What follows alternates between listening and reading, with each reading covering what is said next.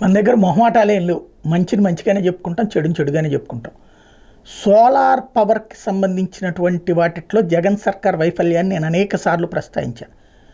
Solar పవర్కి సంబంధించినటువంటిది ఇంటింటికి solar పవర్ని ఎంకరేజ్ చేయండి. ఎంకరేజ్ చేస్తే వాళ్ళ కరెంటు, ఇప్పుడు మనం కరెంటు రేట్లు తగ్గించలేదన్న బాధ కంటే కూడా కరెంటు ప్రొడక్షన్ ఎవరింట్లో వాళ్ళే చేసుకునేటట్టయితే దాని నుంచి ప్రభుత్వానికి 2.5 రూపాయలకి కరెంట్ వస్తుంది. ప్లస్ ఆ ఇంట్లో వాళ్ళకి కరెంటు బిల్లు లేకపోతే చాలు కదా. దానికి అయ్యేటటువంటిది కేంద్ర ప్రభుత్వం సబ్సిడీలను ప్రోత్సహిస్తే మధ్యతరగతి అనేక మంది పెట్టుకుంటారు.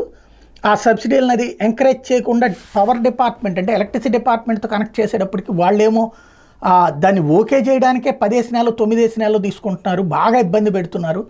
అది చూడాలి అని చెప్పారు. సరే, పట్టించుకోలేదు ఆ ప్రభుత్వం.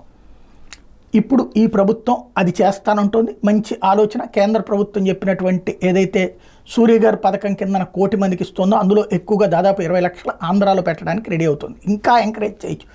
మిడిల్ క్లాస్ వాళ్ళందరికీ బ్యాంకర్లతో లింకప్ చేసి అవసరమైతే ప్రతి చోట బ్యాంకులకు సంబంధించినటువంటి ఇప్పుడు దాన్ని ఏమంటారు, మన 2 వీలర్స్కి 4 వీలర్స్కి మేళాలు పెడుతుంటారు కదా, అట్లాగే సోలార్ పవర్కి సంబంధించినటువంటి వాళ్ళతో మేళాలు పెట్టండి.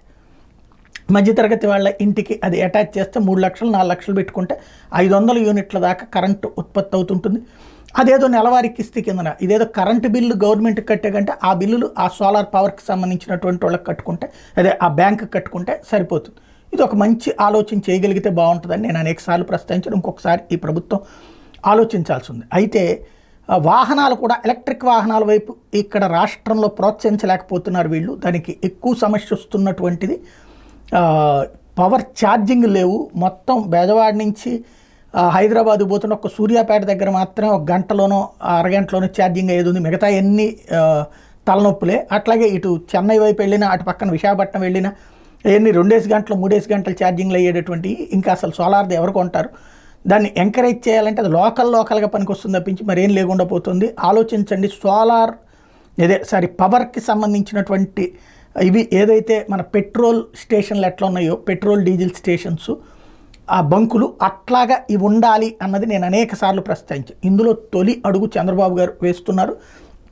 500 ఛార్జింగ్ కేంద్రాలకు సంబంధించి రాష్ట్రంలో విద్యుత్ వాహనాల వినియోగాన్ని పెంచడం కోసం రాబోయే 5 ఏళ్లలో 500 ఛార్జింగ్ కేంద్రాలు అందుబాటులోకి తేవాలని నిర్ణయిస్తున్నారు. దీని నుంచి వాటి ఏర్పాటు చేసే మొత్తం మీద 25% పెట్టుబడి రాయితీ ఇవ్వబోతున్నారు.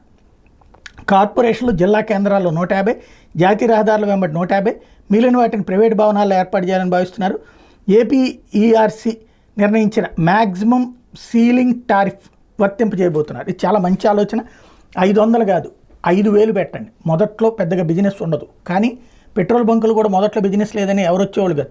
తర్వాత చూస్తే పెట్రోల్ బంకులకు ఇప్పుడు ఎంత డిమాండ్ ఉందో భవిష్యత్తులో ఈ వీటికే డిమాండ్ ఎందుకు ఉంటుంది. ఎందుకంటే ఇప్పుడు 100, 110, 120 రూపాయల పెట్రోలు 100 రూపాయల దాకా డీజిల్ పెట్టి తగలేసుకునే దానికంటే 10 రూపాయల యూనిట్కి వెళ్ళిపోతుంది అనుకుంటే హ్యాపీగా వెళ్ళిపోతారు. భవిష్యత్తులో అందరూ పవర్ వైపుకి వెళ్తారు. స్టేషన్స్ పెరిగితే మనం వాటిని తీసుకురావచ్చు. అది చంద్రబాబు గారి అడుగు చాలా మంచిది. ఇంకా వేగం కావాల్సిన అవసరం ఉంది.